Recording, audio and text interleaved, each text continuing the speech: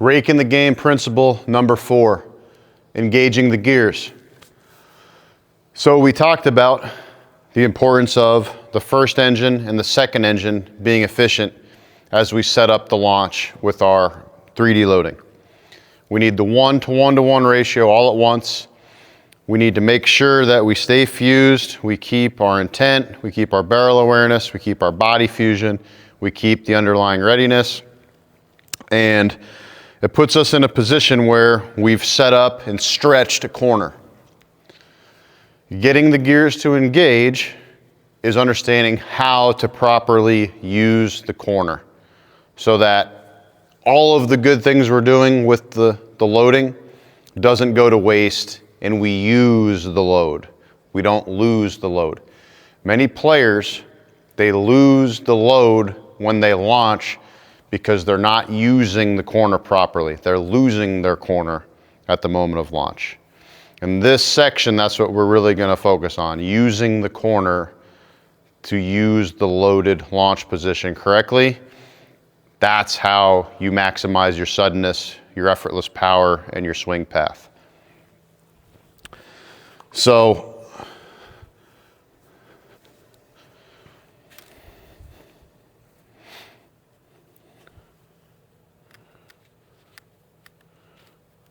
I'm going to set up the Oppo wall drill here to illustrate this.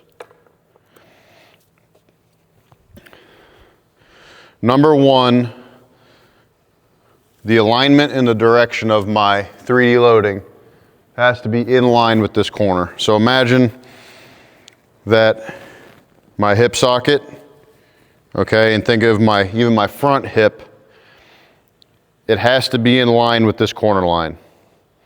If your pelvis is not in line with that corner line, you don't have a corner to stretch. You don't have a corner to use, which means the gears are not going to engage. You're not stretching the rear leg pivot point and the hand pivot point against each other because they're not in sync. So when my pelvis is in line with this corner line, now I have the twist in my leg going up my back into the scap spine junction, into my hand anchor point, okay, which syncs up with my barrel awareness. All right, there's a fusion, there's a torsion from my barrel all the way down through my rear shoe into the ground. Okay, so I set the corner. All right, I want to, in my stance, have a feeling for that corner. So I can feel my corner line direction every single time before I even start my load. Okay, so I've set my corner. As I initiate my 3D load, I'm stretching around the corner. That takes us to the part we're going to focus on in this section, which is using the corner, which is the all-in snap and tilt. Okay, so we talked about how in the second engine, the scap needs to work the spine like a gear. That's critical to optimize the engagement of the gears. We also talked about in the first engine, the hips continuously coiling on and around the ball of the rear femur is critical to be able to use the corner. If the pelvis runs away, you lose it immediately. So I need to have the ball of the rear femur, the rear hip socket junction, and the scap to spine junction, okay, is locked down, okay, and both are stretched, twisted, okay, with my 3D load. As that happens, when I do my move, which is the snap of my hands, okay, that's the hand pivot point, snap the barrel rearward, okay, supination of the top forearm, pronation of the bottom forearm, and then the lateral tilt of my torso over the back of the ball of the femur, which is a back move.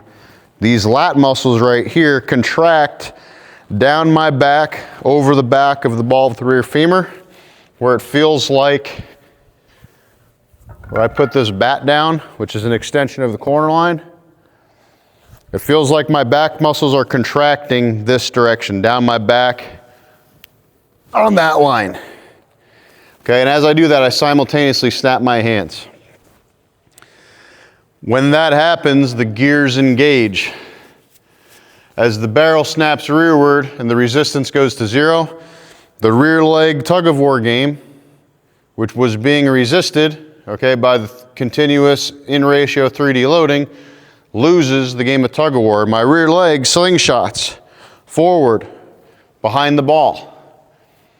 As that happens, my barrel, which is snapped rearward, whips around instantly in front of my hands, and my rear leg is what delivers the barrel. Again, to engage the gears, this rear hip socket, ball of rear femur junction, and the scap spine junction has to be tight. Okay, we need to scrunch. It feels almost like a back scrunch. Okay? It has to happen using the corner, from behind the corner. If I launch and I'm loose and I bleed my corner like this, I don't have it, I've lost it. I need to be tight right here.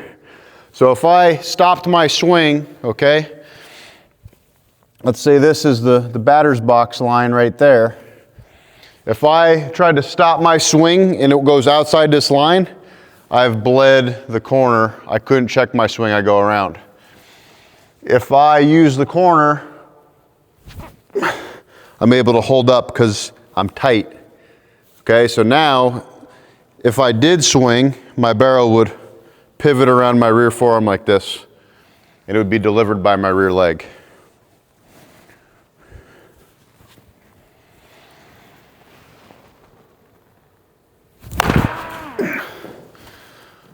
When you do that, it creates the most sudden swing possible, and it creates power to all fields. It doesn't matter where the ball is.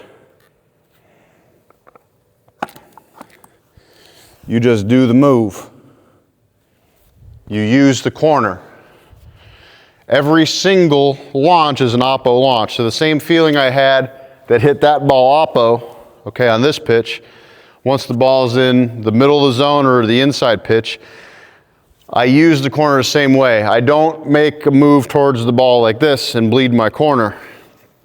I do the same move. Okay, my leg now will turn behind the ball here, which my barrel will pivot around my rear forearm and whip into that ball. Same thing for the inside pitch. Okay, I use the corner here. My leg will pivot behind the ball here. Barrel will pivot around my forearm. The same move. It covers the whole zone. That is using the corner. That's engaging the gears.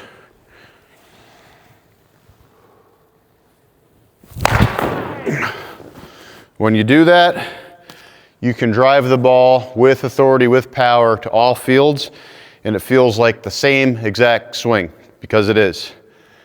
You just do the move from behind the corner, use the corner, and then your hand-eye coordination takes over because our rear leg has omnidirectional ability. Where that ball is, if you're looking at the ball and you do it, boom, your leg will turn behind the ball. And then your hand pivot, which is synced up to it, will instantly whip out from behind the corner, out from the body, whipping in front of the hands, right into the ball. And again, your barrel will be delivered by your rear leg, not by your rear arm. So important to understand. That's why we do so many of the tilter drills, which I'll introduce shortly. When you understand that, everything changes. Everything changes because you're not attacking at the ball like this. You're timing the ball to your spot, creating your circle, and you're turning the ball around. It's like you catch the ball inside the tornado that you create. Okay, so that is an introduction to engaging the gears. It's about, number one, setting the corner, stretching the corner properly with our 3D loading, with first and second engine efficiency, and then understanding how to use the corner as we launch with an efficient snap and tilt move. And we must keep in mind that the scap spine junction and the rear hip socket ball of rear femur junction must stay tight so that the gears stay engaged. If there's a breakdown in any of those spots, the gears disengage and the move goes down the tubes. So engage the gears. We're going to show you some drills to be able to do that.